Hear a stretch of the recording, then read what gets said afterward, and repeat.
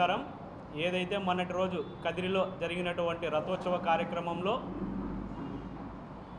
విష్ణువర్ధన్ రెడ్డి గారు బీజేపీ నాయకులు స్థానిక ఎమ్మెల్యే కందికుంట వెంకటప్రసాద్ గారిపై విమర్శించడం చాలా బాధాకరం. ఎందుకంటే ఎవరు ఏ పార్టీలో ఉన్నా ఒక బీసీ నాయకుడు ఎదగాలన్న ఉద్దేశంతో ప్రతి ఒక్కరం కానీ బీసీ సంఘాలన్నీ కలిసి మేము వారికి మద్దతుగా తెలియజేస్తున్నాం. మీ వ్యక్తిగత విషయాలను ఏదైతే ఇంటెలిజెన్స్ చెప్పిందో మీకు థ్రెట్ ఉందో లేకపోతే ఇంకోటో అని చెప్పారు, అది పరిగణంలో తీసుకొని పోలీస్ వాళ్ళు మీకు భద్రత లోపంలోనో ఇంకొకటో మీ ఇంటికి హౌస్ అరెస్ట్ చేస్తే అది కందికుంట గారి మీద తోయడం మీ వ్యక్తిగత స్వార్థాల కోసమో రాజకీయాల కోసమో విమర్శించడం పద్ధతి కాదు. నేను ఎవరు ఏ పార్టీలో ఉన్నా మా బీసీ నాయకులు ఎదగాలన్న ఉద్దేశంతోనే మేము వారికి అండదండలుగా ఉంటాము. మా బీసీ నాయకులు ప్రతి ఒక్కరూ కానీ మంచి పదవుల్లో ఉండాలన్న ఉద్దేశంతో మేమందరం కానీ కష్టపడుతున్నాము. అలాంటి వారికి విమర్శిస్తే మేమందరం కలిసి ఖచ్చితంగా ప్రతి విమర్శ చేసే తీరుతామని తెలియజేస్తున్నాం. నా పేరు జైపాల్ యాదవ్, బీసీ యువజన సంఘం రాష్ట్ర ప్రధాన కార్యదర్శి. మొన్నటి రోజున కదిరి రథోత్సవం రోజు జరిగిన రాజకీయ పరిణామాలు అయితేమి మరియు వ్యక్తిగత పరిణామాలు అయితేమి మేము ఈరోజు ప్రెస్ క్లబ్లో ఇక్కడ రావడం జరిగింది, దానిపైన మాట్లాడడానికి రావడం జరిగింది. ఒక అగ్రవర్ణ కులపు వ్యక్తి విష్ణువర్ధన్ రెడ్డి అయితే ఎవరైతే ఉన్నారో అతన్ని మేము బీసీ యువజన సంఘం తరఫున పూర్తిగా వ్యతిరేకిస్తున్నాము. ఎందుకంటే అక్కడ జరిగినటువంటి శాసనసభ్యుడు ఎవరైతే మా బీసీ నాయకుడు కందికుంట వెంకటప్రసాద్ గారు ఉన్నారో అతను ఎప్పుడు విష్ణువర్ధన్ రెడ్డి రాకూడదని చెప్పి ఆయనేమీ చెప్పడం లేదు. అది ఇంటెలిజెంట్ రిపోర్ట్తో పోవడం జరిగింది. అక్కడ ఏదైనా సమస్య జరిగితే ప్రజలకు నష్టం జరుగుతుంది, ప్రజలకు సమస్య అవుతుందని చెప్పేసి పోలీసులు అక్కడ పోయి హౌస్ అరెస్ట్ చేయడం జరిగింది.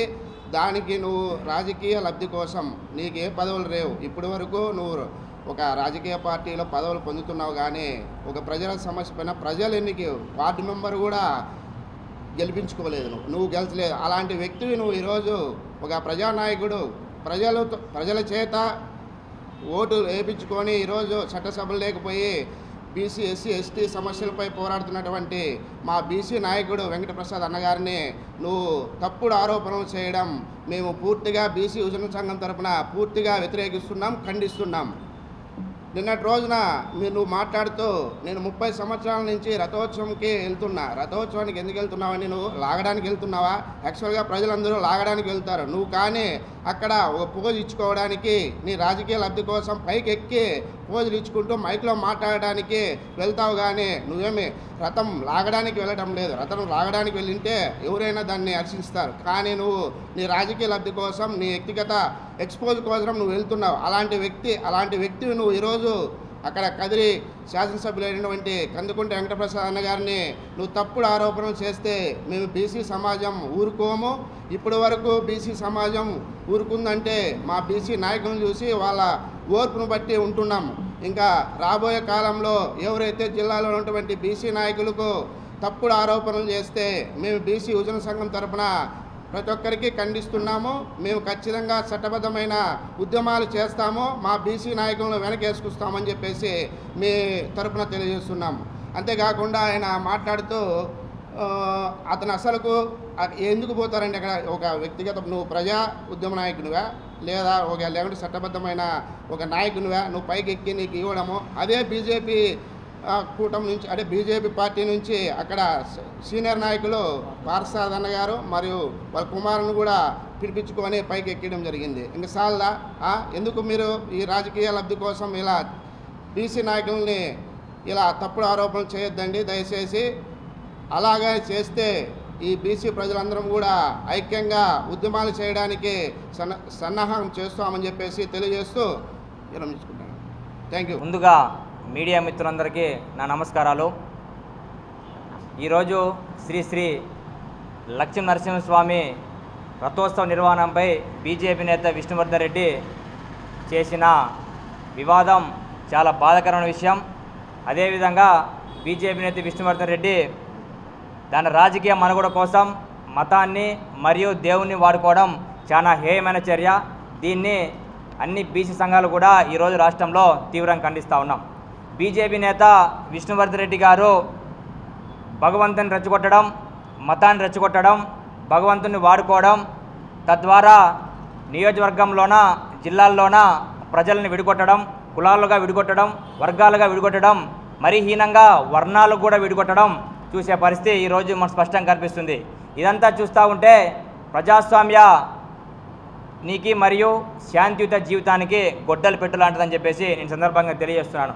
బీజేపీ నేత విష్ణువర్ధన్ రెడ్డి ఈ కార్యక్రమం మొత్తం చూస్తే సవాళ్ళపైన పేలాలు ఏరుకునే చందలాగా ఉందని స్పష్టంగా కనిపిస్తూ ఉంది.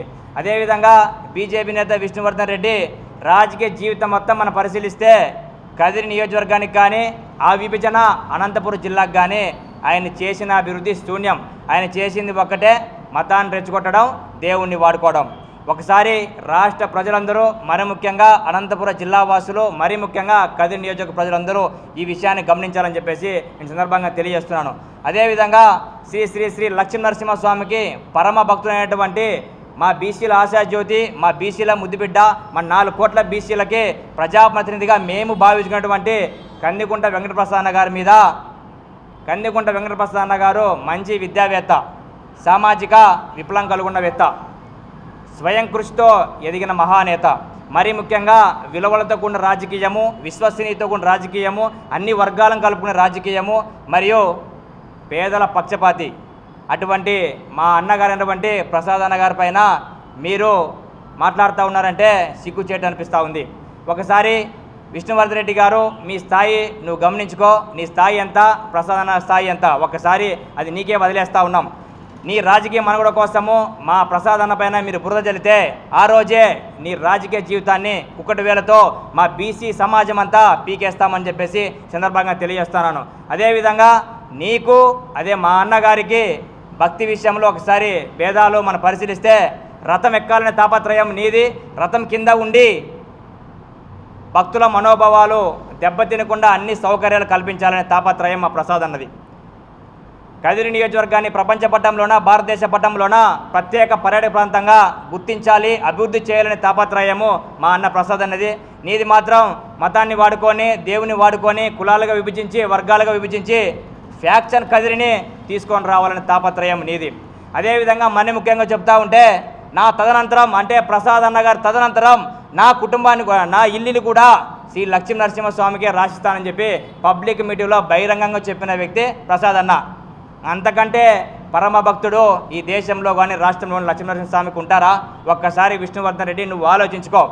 అదేవిధంగా ఈరోజు శ్రీ శ్రీ లక్ష్మీనరసింహస్వామికి దాదాపుగా 15 మంది పైచిలకు ఉభయదారులుగా పనిచేస్తూ ఉంటారు. 15 మంది ఉభయదారులను సమానంగా గౌరవించాల్సిన బాధ్యత అక్కడ ఆలయ ప్రతినిధులు ఉంది, అదేవిధంగా అధికారులకు ఉంది. మరి నీకు ఏమి ఎక్కువ ఉందని చెప్పేసి నేను రథం పైకి ఎక్కించేసి నేను తిప్పుతారయ్యా? ఒక రెడ్డి అనే పదం, ఒక తోక ఉంటే మాత్రం చాలా, మిగతా వాళ్ళందరినీ కింద కూర్చోబెట్టాలా? ఒక్కసారి ఆలోచించు. ఆలయ గతంలో పొరపాటు జరిగిండొచ్చు, ఆ పొరపాటును ఆలయ అధికారులు, ప్రతినిధులు పొరపాటుని సరిదిద్ది ముందు తీసుకెళ్లే పరిస్థితిలో నువ్వు వాళ్ళని అప్రిషియేట్ చేసేది పోయి, అభినందించేది పోయేసి, నువ్వు నీ స్వార్థ బుద్ధితో, నీ వక్ర బుద్ధితో అక్కడ ఒక బీసీ నాయకుడు, బీసీల ఆశాజ్యోతి అయినటువంటి మా ప్రసాద్ అన్న గారు ఎదుగుతూ ఉంటే ఓర్చుకోలేక నీ రాజకీయ మనుడు కోసం దేవుణ్ణి వాడుకునే పరిస్థితి ఈరోజు స్పష్టంగా కనిపిస్తుంది. ఒకసారి ఆలోచించు మిస్టర్ విష్ణువర్ధన్ రెడ్డి గారు, ఆ దేవుని శాపం కూడా నీకు తగులుతుందని చెప్పేసి సందర్భంగా తెలియజేస్తూ ఉన్నాను. అదేవిధంగా గతంలో మనం చూసాం, ప్రధాన టీవీ కార్యక్రమ చర్చల్లో ఆయన నోటి అహంకారంతోన, కుల అహంకారంతోన, నోటి చాపల్యంతోన ఏ విధంగా ఏట్లు తిన్నాడో మనకందరికీ తెలిసిన విషయమే. అదేవిధంగా ఈరోజు నువ్వు బీసీ నాయకులపైన, బీసీ ఎమ్మెల్యేలపైన ఈ విధమైన నోటి చాపల్యం మాటలు నువ్వు చేస్తే అవే ఏట్లు కూడా పడే పరిస్థితి ఈ రాష్ట్రంలోనే కనిపిస్తామని చెప్పేసి, చేసే పరిస్థితి కూడా ఈ రాష్ట్రంలో ఉంటుందని చెప్పేసి నేను ఈ సందర్భంగా తెలియజేస్తూ ఉన్నాను.